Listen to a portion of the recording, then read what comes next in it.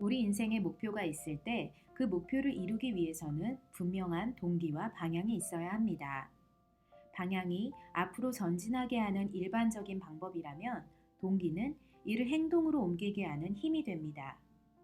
이 동기와 방향은 곧 믿음과 행동을 말합니다.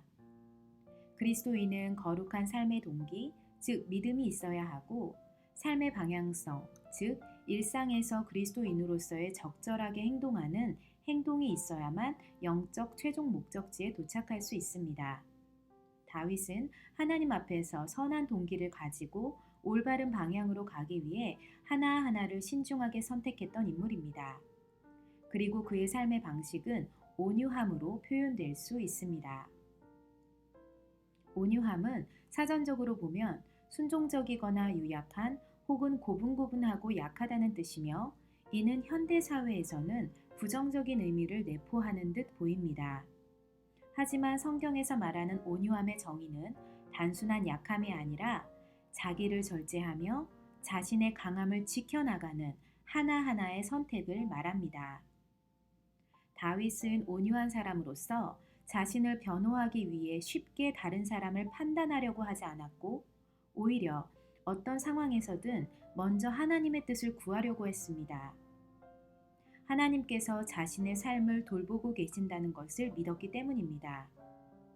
어쩌면 온유함은 하나님과 사람 앞에서 어떤 삶을 살아가야 하는지에 대한 방식을 선택하는 하나의 방법이 아닌가 생각합니다.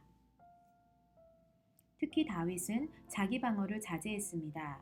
왜냐하면 자기 방어는 다른 사람들에게 보복하기 위해 스스로를 희생양으로 만드는 경향이 있기 때문입니다. 그는 사울을 죽일 기회가 몇 번이나 있었지만 그는 사울을 죽이는 선택을 하지 않았습니다. 왜냐하면 보복이나 안갚음을 하는 것은 하나님 앞에서의 온전한 선택이 아니라고 생각했기 때문입니다. 또 다윗은 남을 비난하기를 피했습니다. 왜냐하면 비난이나 비판은 그 사람의 잘못된 행동보다 그 사람 자체를 공격하는 것이기 때문입니다. 사무엘이 이새의 아들 중에서 왕을 선택하려고 했을 때 다윗의 아버지 이새는 모든 아들을 그 후보에 올리되 다윗은 양을 치도록 내보냈습니다. 하지만 그는 그런 상황에 대해 불평하거나 비난하지 않았고 오히려 자신에게 맡겨진 양치는 임무에 최선을 다했습니다. 하나님께서 사울의 왕권과 축복을 다윗에게 넘기신 이유를 생각해 보았습니다. 어쩌면 다윗은 자신을 방어하기 위해 상대방을 비난하거나 보복하는 사울과는 다른 정체성을 갖고 있었기 때문이 아닐까요? 사울은 선한 동기를 가지고 하나님과 사람들 앞에 섰었지만 자신의 일생과 권력을 사용하여 결국은 잘못된 방향으로 갔습니다. 모든 사람에 대해 온유하고 또 다른 사람에게 어떤 보복도 하지 않는 삶을 살기 위해서는 다윗이 지켜왔던 영적 정체성을 우리도 지켜나가야 합니다.